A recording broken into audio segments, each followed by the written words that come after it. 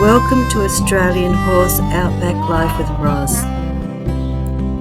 Morning everyone, well it's Roz here, and last night we had dramas about 3 o'clock this morning. Kel got woken up by the sound of horses running around our front yard, and so had managed to push down my temporary railing which I was using to let them in and out, and they were running around the front yard. Fortunately they can't get off the property, but this was the culprit. Anyway, I fixed it back up, and the horses are back in, which is good, and waiting for their hay for this morning. Bella's over here eating already, and I better get myself organised. I've just thrown hay over, but not where Bill wants it, so he's not very happy with me. Anyway, he knows where to find the hay, which I've just thrown it down over here. The reason I've done that is that it separates Billy from Bella, and they can both eat their hay in peace. Alright, time to climb back over my rattly old fence, much to Bella's disgust because I'm getting in her way, but that's life. Things I do when I'm climbing around at my age, but what can you do? You have to be versatile. I'm just walking back over to the hay feeder and the stable yard. I've got to feed the sheep now.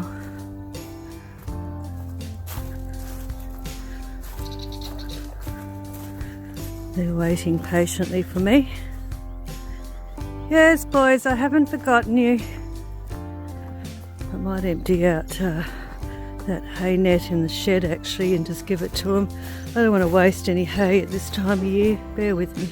Being very wasteful with their hay as well, so I've given them the hay net rather than empty it out, and that'll help to keep them occupied as well. You know, the problem is that there's a lot of wastage going on, and I really can't afford that, so we have to make do and make sure that nothing is wasted.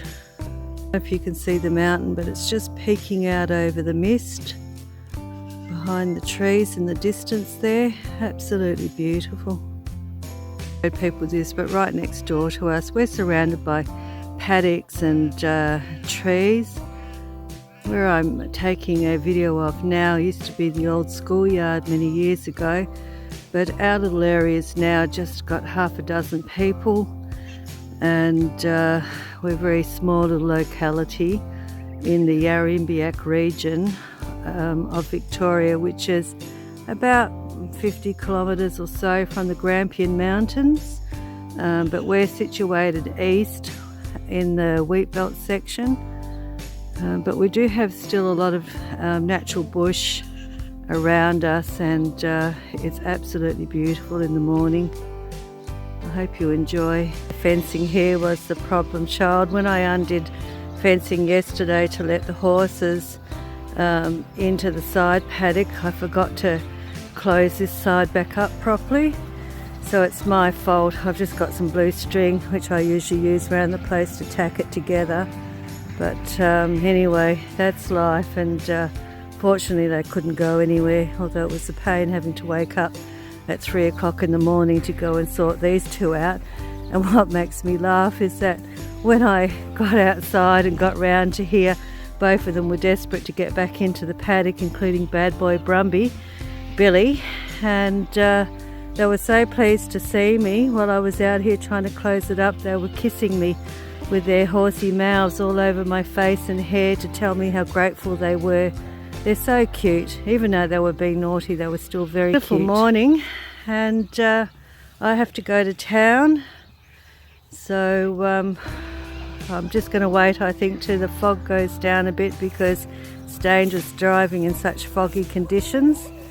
Bill's coming over to say hello. Oh no, I thought you were, Bill. No, he's going to go and harass Bella. Oh, that's the bin man coming around. Our bins go out every Monday, and the neighbour's dog's always a jet to The bin man. That's life. Neighbour's ducks in the background going right off. It's the sounds of country life. Looking forward to lambing season, to tell you the truth. It's always gorgeous to see lots of lambs running around. He was being sensible then. He didn't want to get trapped between Bella and himself with the fence line. For them to get used to sounds of trucks and different noises. Particularly if you want to ride horses out on the road, you really need to have horses that are safe and reliable around heavy machinery in the country. These two are actually used to tractors and trucks and all kinds of things, simply because our paddock runs along the roadside for a while, and so they're used to seeing those heavy vehicles come past. Also, their hay is delivered by a big tractor, much bigger than what you'll see in the city. You can see how cold it is. Bill's breath is when he blows out, he's blowing out steam. He wants her to move. He's so funny. Now he's got plenty of hay, but he's going to harass the hell out of Bella.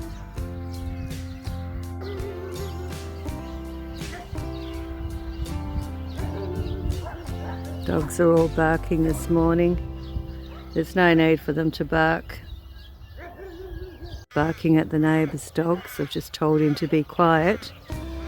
No one needs to hear his big booming voice when it's none of his business what the neighbour's dogs are doing. And even at 10, he's a bossy old man. Bill's busy eating, and Bill doesn't really know what he wants to do. He's thinking about things. Anyway, I must get myself organised, I think. Hey everyone, it's Roz here, and I'm about to go into town to get some medication for Kelly. It's super cold, it's a lot of fog. I'll try and take some videos along the way so you get a bit of an idea of where we live and what it's like. Anyway, stay tuned and I'll keep you informed. As you can see, I'm driving right into the sun at the moment, but just coming out of the driveway and just going down our road. Bella's already sleeping and Bill's still eating. Yep, he's like, Mum's going again. Alright, I better get organised. Put off to the side of the road because our lanes are only one lane roads, and this man's going to take up all the road. As you can see, it's quite a pretty drive. The old ghost gums along the roadside are just beautiful to drive through.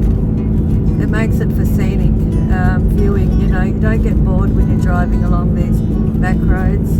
Heading into the section now where we get absolutely no reception.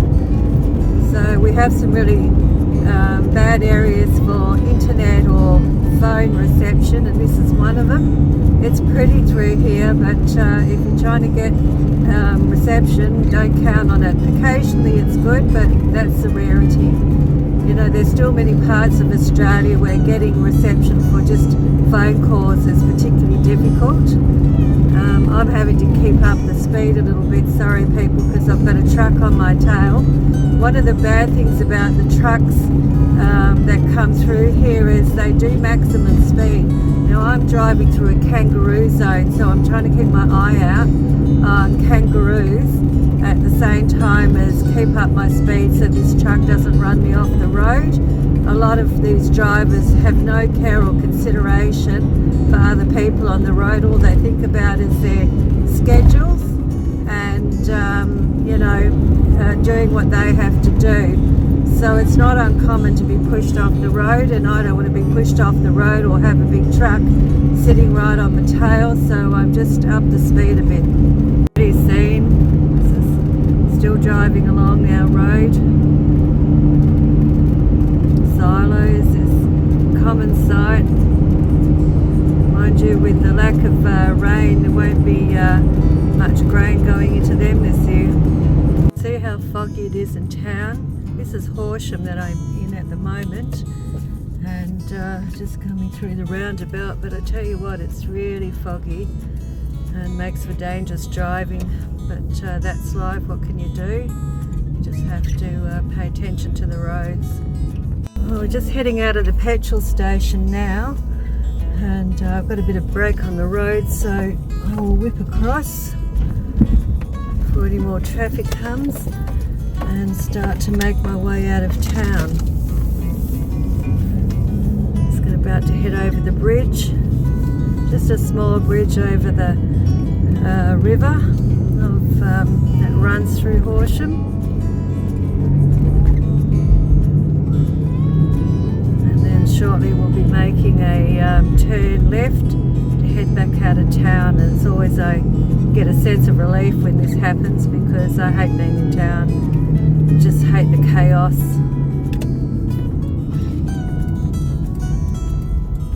Coming up to my intersection to turn off, but it's hard to see, so I'm going to have to slow right down so that I don't miss the turn.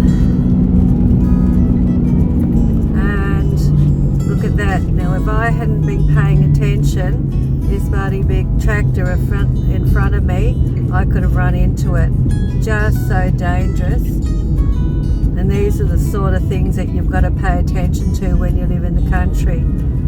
If I'd been doing like 100 k's, which is the speed limit here, I'd have gone straight into the back of this tractor. It's a stupid thing for a farmer to be driving out on the road like this in heavy fog and, you know, being a danger, because he has to take up, if you look at the size, he's off the road, but he still has to take up a fair whack of the road if he wants to turn or do anything. Overseas viewers, I thought I'd show you Taylor's Lake. Now this is just south of Horsham, heading back towards Melbourne. It's about 20 k's. Horsham is the township that we live closest to, which is about 40 k's from us. And this lake is about 10 k's away from our property.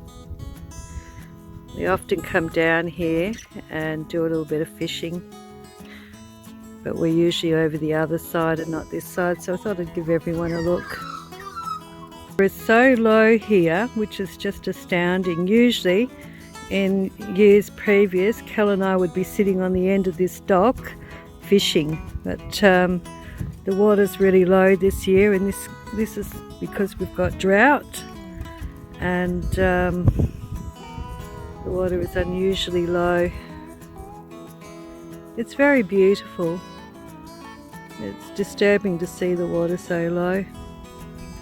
I'll give you a look at the other side too. Boat ramp at the moment, and this is the drop off. Usually all this part here is covered in water, and I'm standing where boats would be floating. So you can see just what an impact that drought has on the waterscapes,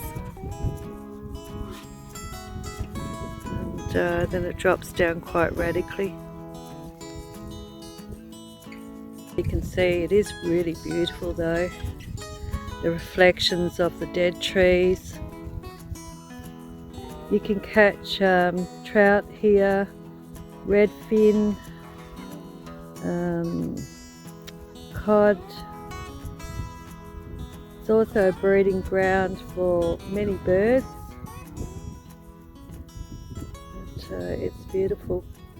I love being down here. Haven't been down for a while actually. But still beautiful to watch the water ripple. Well, I've left the car unlocked in the country, but I suppose I better head back up there just in case. There's always out of towners through here, and I've left my handbag there, so I better go and do something in case someone steals it. Anyway, I hope you're enjoying the day. If you're enjoying my channel, please like and subscribe, and I'll try and give you some more scenes. I think people would probably like those. Looking back up to the car now. As I said, this jetty is usually floating, and You can stick your feet down into the water, but because it's actually a floating jetty. And I, in all the other previous years, would have been walking through water at this moment. But there you go, times are changing. Just turn the car back on, time to head home. Lots to do today still. As much as I enjoy meandering the countryside, and I do, I also have to get organised and get home, or Kel might think something's happened and we can't have that.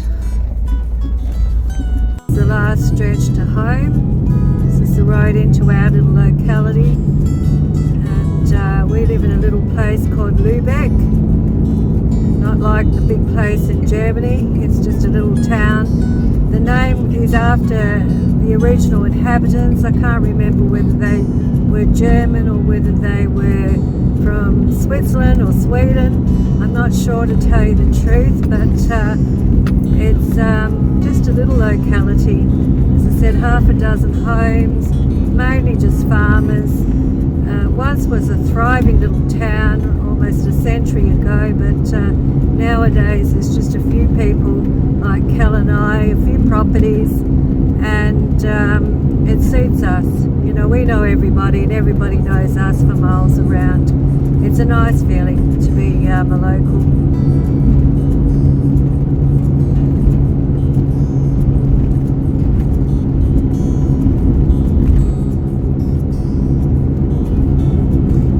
Are doing damage to the trees still. It's just so unusual to have them around at this time of year still. They're quite a pest. They get into everything actually.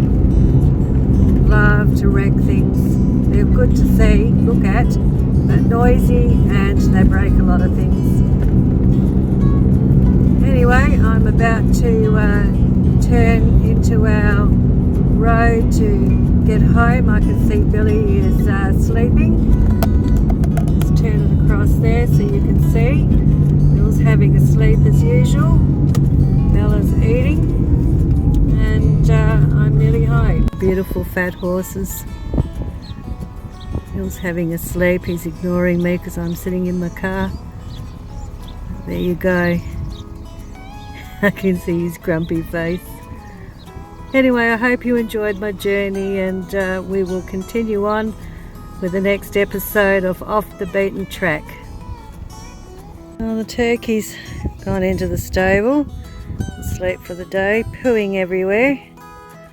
The girls are wandering around. I don't know where Rocky Rooster is, but he may be in the stable already.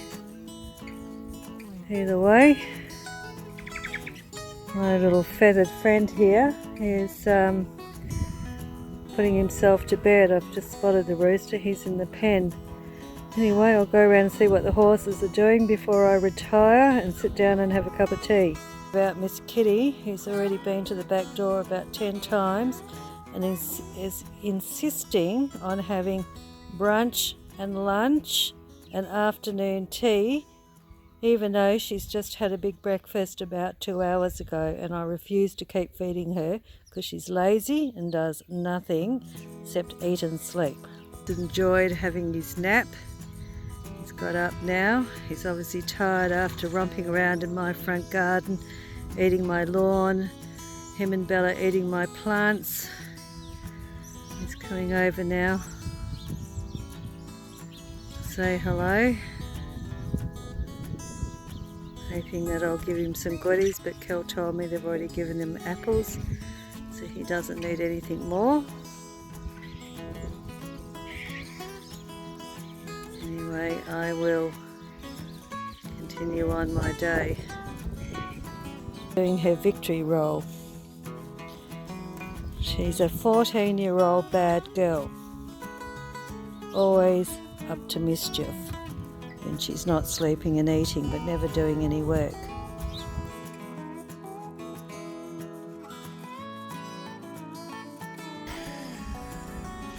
Jeez, Bill. Oh dear.